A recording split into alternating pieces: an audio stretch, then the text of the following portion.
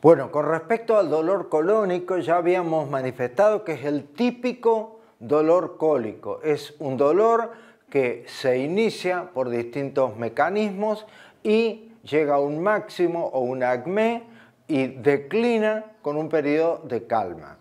Hay situaciones agudas donde se produce el dolor colónico.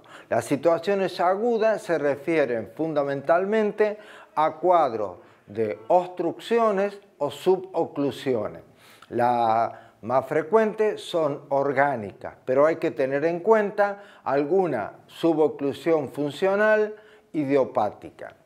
Otro componente, otros cuadros en los cuales el componente doloroso fundamental son las enfermedades funcionales intestinales. El cuadro de síndrome de intestino irritable ya dijimos que tiene como componente el dolor.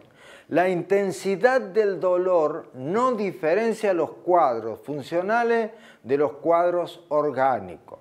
En los trastornos gastrointestinales funcionales, la intensidad del dolor es muy elevada. No se sabe si es por la intensidad de sí o por la disminución del umbral de tolerancia al dolor que tienen estos pacientes. Pero esto es muy importante tenerlo en cuenta porque en algunos otros mecanismos de enfermedad la intensidad de los síntomas suele ser orientadora de los cuadros orgánicos. En el caso de los trastornos gastrointestinales funcionales, esta regla no se cumple. Hay dolores, como dijimos, por trastornos gastrointestinales funcionales en el dolor funcional como en el intestino irritable, donde la diferencia fundamental es que en uno hay solamente dolor y en el otro hay dolor acompañado de profundas alteraciones del hábito defecatorio. Otro punto que tenemos que tener absolutamente en cuenta en la atención primaria de la salud es la prevención secundaria del cáncer de colon.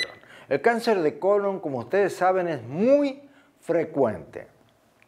Por eso, el diagnóstico temprano, o sea, la prevención secundaria, es muy importante. La prevención secundaria radica en un screening fundamental comenzado a una edad costo-eficaz. La edad costo-eficaz para las personas que tienen un riesgo como el de la población habitual, lo que equivaldría a decir un riesgo relativo 1.0, empieza la pesquisa a los 50 años.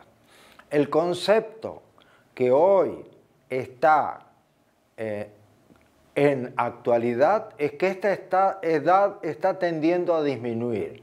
Por lo tanto, es muy importante que ustedes se mantengan alerta o realicen algunas búsquedas de información respecto de la edad. Es muy probable que las guías de práctica clínica que hoy existen en el futuro se modifiquen.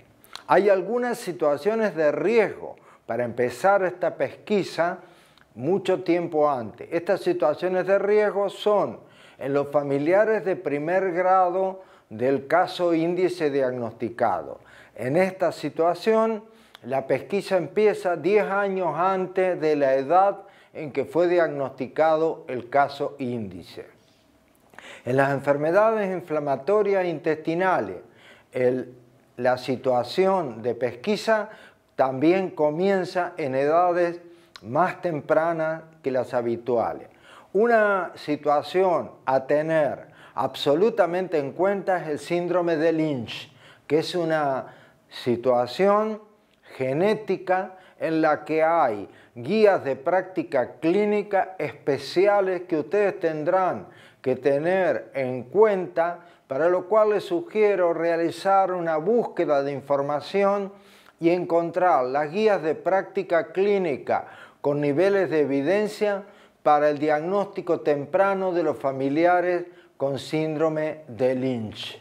En las personas que tienen un riesgo relativo de 1.0, que es el riesgo de la población general, se suele empezar el plan de vigilancia con un test de sangre oculta en materia fecal hecho por mecanismos inmunológicos que disminuye la cantidad de falsos positivos y se ha disminuido las molestias para la recolección de materia fecal.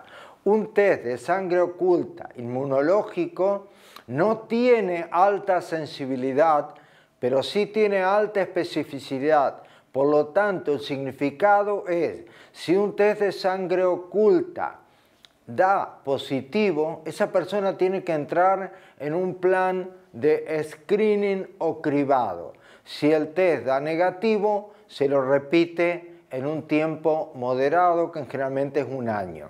A la persona que ese test le resulta positivo, no hay ninguna duda que deben ir a una videocolonoscopía completa con la llegada al ciego, para lo cual se requiere de una preparación correcta. Y ustedes esto lo van a ver porque hoy los endoscopistas, cuando informan, también están manifestando el nivel de preparación que han tenido los pacientes.